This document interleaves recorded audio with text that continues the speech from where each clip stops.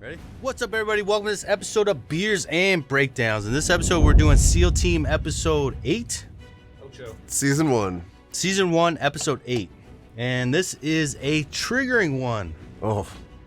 So, if you have, I don't know, some weird beliefs that Bo Bergdahl was a good figure, you might not want to watch this episode, and you might not want to listen to what we have to say about it. We know where you stand. Yeah, well, making that Spoiler clear alert. right from the start that Bo Bergdahl is lying POS. Well, so the whole Bergdahl thing, that was a big deal when we were in the military. Yes, it was. It was huge. And so a lot of service members from that time lean either one way or the other, and almost all of them, I would say, are against him because his actions, regardless of what he did or why he did it, his actions put a lot of people at risk, and there's actually people that ended up losing their lives because going out and looking for this guy. So it rubs a lot of people the wrong way. Yes, and this is what I love SEAL Team, and I love the fact that Tyler was such a big part of this episode. I love that he's getting, as we're progressing in the seasons, Tyler's getting a lot more speaking roles in SEAL Team, which I think is awesome. I think he's a really talented actor, and it adds to the value of the show to know that we have this tier 1 operator who's also on the team in SEAL Team. That's really, really cool. And the fact that SEAL Team so far has taken real life events and make shows about them and make each episode about something that actually happened, I thought that was pretty ingenious, right? Yeah, and they're still making it entertaining. It's not a documentary, but you could tell that they're what they're going after here. And so it adds to the realism of the show. Right, and this whole episode is about Bo Bergdahl. And if you guys don't know, Bo Bergdahl is a piece and he left his post to walk into Taliban hands. And if you listen to some of the podcasts and some of his excuses that he puts out about why he left his post to walk into Taliban hands, he says that he was trying to, if correct me if I'm mistaken, but from what I remember, that he was trying to show the weaknesses of the FOB dust-off plan. So the whole dust-off plan is like worst case scenario FOB defense, right? And he's saying that, leadership wasn't doing it correctly, and I wanted to prove to them that if a soldier walked off base and they had to do a full, balls to the walls, everything in the fan rescue mission, that it would expose our poor leadership and let everybody know that they don't have their stuff together. That was his excuse. Dumb. So he, according to him, he walked off base and walked into Taliban hands in order to prove that his leadership was failing their overall base security plan. That was his excuse. It's almost like saying, I'm going to shoot myself in the stomach to prove that my medics are stupid. That is don't know what they're doing. That's exactly what he's saying here, and that's a great point.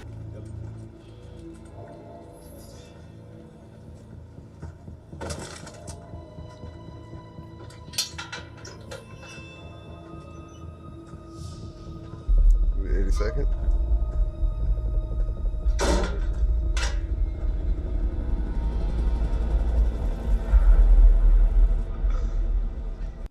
First of all, what are those dudes doing on the floor? I think missionary. Yeah. I've been to a lot of gyms in Afghanistan. Ain't none of them do that. What the hell was happening right there? That ain't right. That's not how you do jiu-jitsu. That's not jiu-jitsu. I understand that you're trying to show jiu-jitsu and he put him in a Kimura lock, but that's two dudes laying on each other until they say go, and then all of a sudden he threw a Kimura in and tried to hit him with it. So you don't lay on top of other guys? Or an Americana, huh? You don't lay on top of other guys? Yeah, you do, but you're... Like, when I'm on top of you, bro, we're real quick, getting real close. Hey, I'm pinning you down, and you're not liking it. You're trying to escape. Those dudes were just laying together. They looked like they were cuddle buddies after they just had a really good time. It's just two guys that You're just going to light a cigarette. And then he puts him in an Americano. I was like, see, I'm doing jiu-jitsu.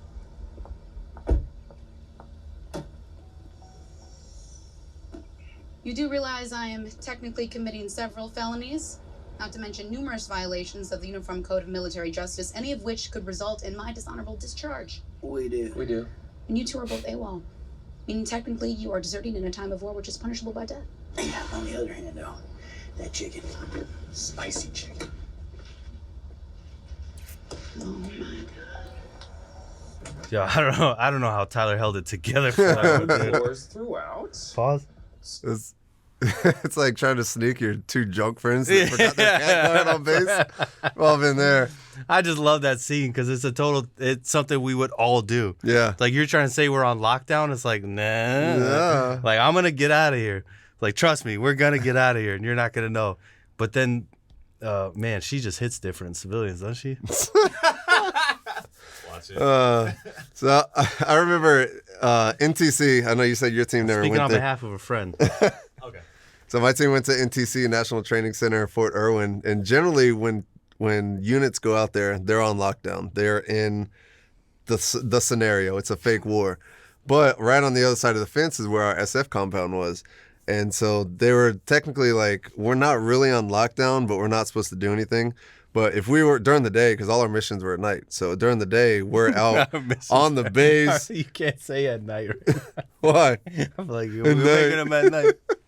So all of our missions took place in the darkness. So, so during the day, you'd see all the regular Army guys looking at us because we're all dressing in civilians, getting in our van to go eat lunch or go to the bowling alley, and they're just looking at us through the fence. You could see the sadness on their face because at the bowling alley they serve beer. So we're going and like getting drunk, and we're coming back, and like we're standing outside of our tents drinking beer one night because we didn't have anything going on that night, and they're all on the other side of the fence just staring at us. It's like you could see the pure sadness, but it's like, you told us we can't do this. We're gonna find ways to do what we need to do. And everybody on that side of the fence looking at us going, Yeah. Go to selection. What's crazy is That's a recruitment tool. so Dylan, the guy, he was my 18 Bravo.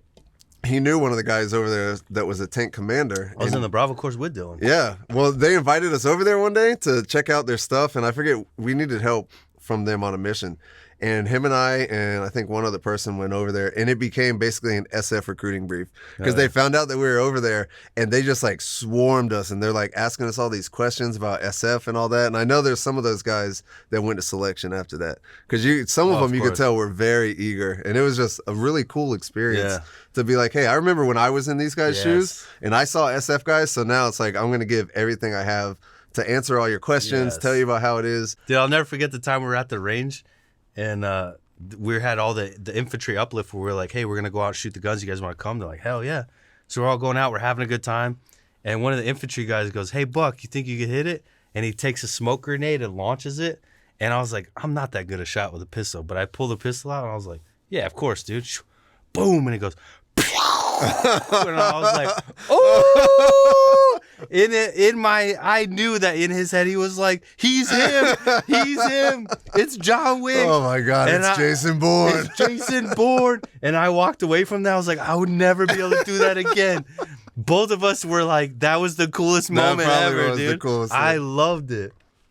And then after that, we started trying to like shoot our flashbangs. And that's where that video came from, where me and the CCT were shooting at flashbangs. Mm-hmm. And it all stemmed from the fact that I got this lucky shot off on a smoke grenade and actually hit it. I bet that looked pretty cool. Dude, there's a video, and I really want it. It was with Dan again. And we had a grenade, and Dan's like, hey, remember that the jump thing? People do the jump free shot? And I was like, yeah, dude, we should do that with the grenade. And he's like, I'm down. And then my Bravo was one of the Bravos on my team was like, don't do that. He's like, we'll get in so much trouble. Don't do that. And I was like, we're doing it. So me and Dan went to this top of the berm during that same day with the uplift, and I took a grenade. This actually happened. And we stood on the grenade, and I was like, ready? And he was like, yeah. And I pulled the pin. I threw the pin, and I was like, hit go. And they're like, go. And I go, ting. And I popped the spoon. And this video exists, and my Bravo had it, and I hope that it resurfaces. But me and Dan go, ready? 1, 2, 3. And I go, huh! And I lob the grenade behind me, and we jump and high five, and it goes, boom! Oh my God. And shit goes everywhere, and you just see the camera shaking, and my Bravo's running away. He's like, you guys are idiots, dude. And I was like, that was awesome. That's funny how you take these videos thinking it's going to be cool. I've got one where Dylan took, and this is after he left my team. He was on National Guard, but they wanted the cool guy team photo where everybody's standing and stuff blows up in the background. And so the picture looks awesome, but he sent me the video, and it's this huge explosion. They're all sitting there, and all of a sudden it starts raining down like rocks and all kind of stuff. Everybody's like starting to run. It's like sometimes it looks cool, but you overcook it just a little bit. Just a little bit. Dude, we straight up just said ping, and we jump high fived, and that's just a boom. It was too close. It was a little too close, but it was so fun. The reason the video wasn't like sent to me and like circulated immediately was because we knew that if our team sergeant found it, like he would get fired, I would get fired. So we kept it low key, and then unfortunately we kept it too low key, and now I don't know where the damn video is. We gone sideways? You saying you actually think the tallies are setting us up? And you don't? The Taliban want to ambush Americans. They don't have to go through all this trouble. They do if they want to be certain that the guys they're ambushing are Dev Group operators. From the very same unit that martyred Sheikh Osama. And Abu Samir. Now, the upside of an ambush is that Garner and the tallies, well, they get killed in the crossfire. All right, so this is the episode that I become a huge fan of AJ Buckley as Sonny. Sonny's violence in this episode, I love it, dude. Yeah. I love it. He goes damn near unhinged in this episode. I think even just throughout this series, his character is one of my favorite characters because you get to see all the trials and tribulations that he goes through, and I think he does a good job of embodying a team guy, especially a team guy that might have a few struggles, here and there. I'm gonna be perfectly honest. He's really good. Didn't like him at first. I was like, the whole AJ Buckley, the whole Sonny, the whole accent, I thought it was corny. I wasn't feeling it. And then it took about to this episode to where it was like, once he like really stands on his own and becomes his true character, we all know an AJ Buckley. We all know a Sonny. We all know the guy that's like, every time you go to the bar, he's ordering a PBR and a shot of Jameson. Yeah. He's got boots on, and that dude's down to fight. He might be kind of dumb here and there, but man, he will beat someone's booty. And so now, like this episode, I really connected with Sonny, and he became one of my favorites. One of the craziest parts about this show for me, and if we ever talk to the cast, or if they ever hear this or think or look at this breakdown of it, is the team sergeant. How he's able to be such a good team sergeant on camera. Like, where did he get that from? Like, he's just a civilian. He's just an actor. Yeah. Oh, you mean like who mentored him into this role? Who are you emulating? I want to know who it is. He does a great job. He does a phenomenal job at like always being like, the ego is still there. And that's what I love most about it, is because if you're going to try to be the quote unquote perfect leader, then you're wrong, because every SF team sergeant has an ego. But he balances the ego with the knowledge, with the, saying just enough without saying too much. Yeah.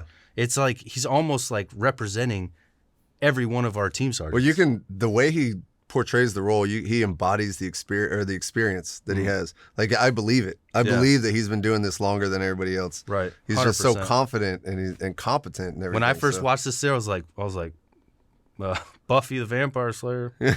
And then it took about 2 episodes where I was like, team sergeant. Yeah, exactly. And that's a crazy thing, is when you could transform an old vision that you had of yourself into a new one through your acting skills.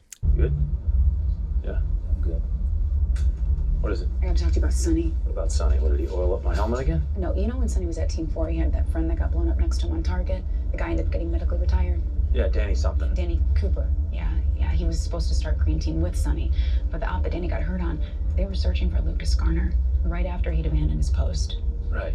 So you're saying that Gardner cost Danny his dream job? I just thought you should know. Yeah.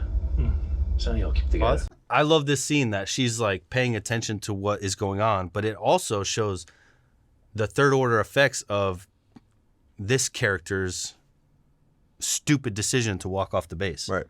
It's like, hey, his buddy that was supposed to go to Green Team and be a Tier 1 operator, and that was his dream, and got selected to do it, but then got hurt looking for this guy and going out to try and rescue this guy as a SEAL. Yeah. So this guy ruined one of Sonny's best friend's dream jobs and dream careers. So the second and third order effects you're talking about. Second and third order effects is like, you made this stupid decision. Now, like, people at the highest level that should have been operating at the tier 1 units are not there because of you. And I love that this show pulls no punches on it. Yeah, I like going back to Tony Chucks or Lisa Davis on this one.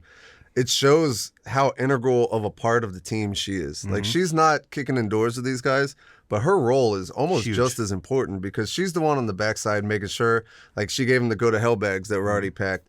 She's down with the intel that's going on. She realizes, hey, this might potentially be a problem, so let me let Jason know that Sonny's got this personal connection to this mission now. So just so you know, watch out for Sonny to make sure he doesn't get, take it too far or anything like that. So she's not out there kicking in doors, but she is just as much a part of the team as everybody else. Yeah, she's Mama Bear. We should bring him back. Come on, fast one. Fast one. In the patch, right? We lose this guy, the whole deal can go boom. Maybe that wouldn't be so terrible. Bad guys go back to Gitmo, and Garner rots there with the tallies. Win-win. Fast one. Stop screwing around. Government spends millions of dollars training us to kill these guys, and here we are trying to save one. Hold that up.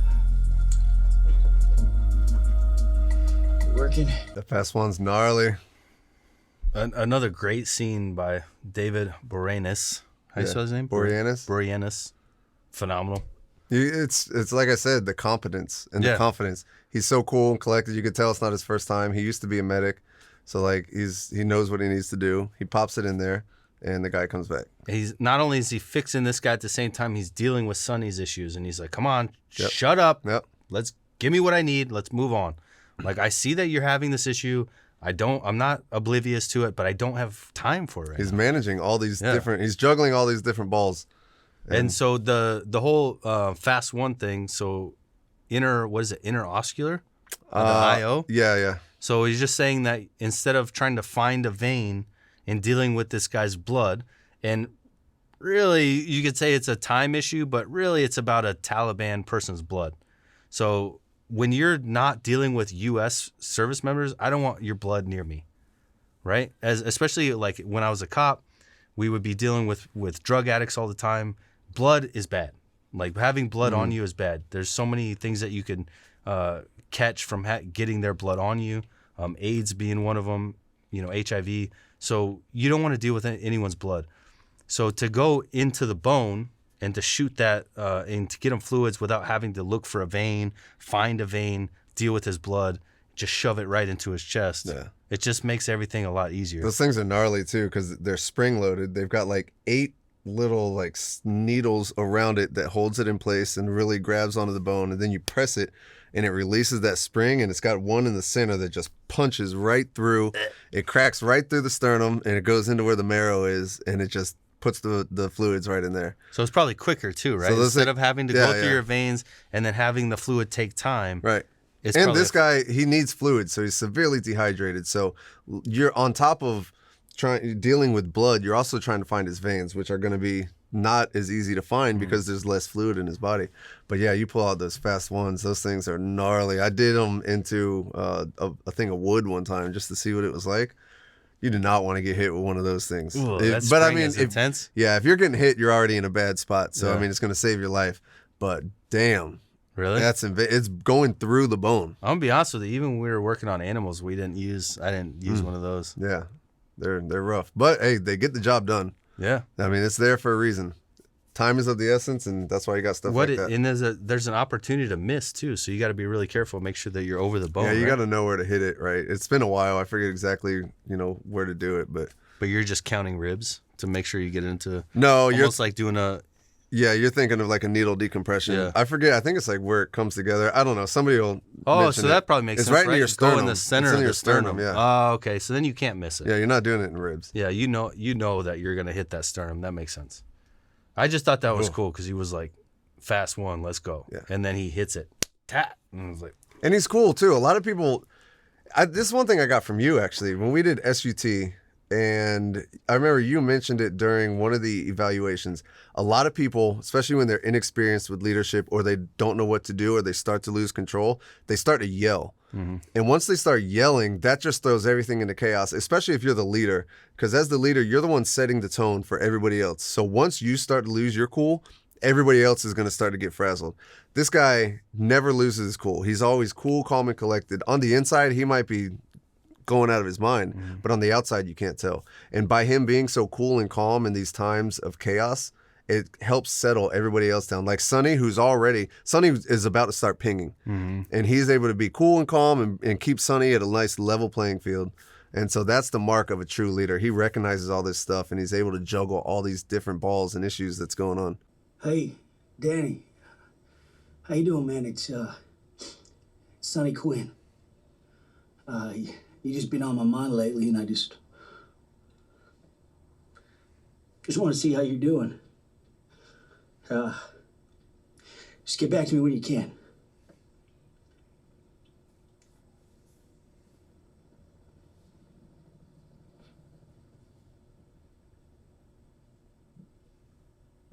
Damn.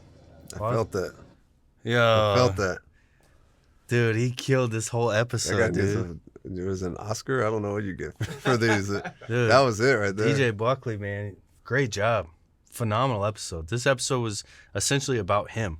Like, this was his episode. This was his time to shine. And this was the episode I fell in love with this character. Yeah. Like, he killed it. I love this show. This show don't miss, man. Dude, it don't miss, doesn't dude. miss. It hits so hard. And I almost feel bad that we're watching this years later. I know. Being like, damn. It's season 1. We're watching season 1 in 2024, just absolutely drooling over this show. And this came out years ago. And they were probably like hoping that people like us would see it and appreciate it for what it is. And we were sleeping on it. Slept on this show for years, dude. But you know what? We're here now. Here we are. Couldn't be happier. Loving it. All right, guys. Hope you enjoyed that episode. And to be honest with you guys, you have a big part in the success of this show as well. If you don't think that your guys' views, comments, and reactions are getting to these actors, come on. Come on.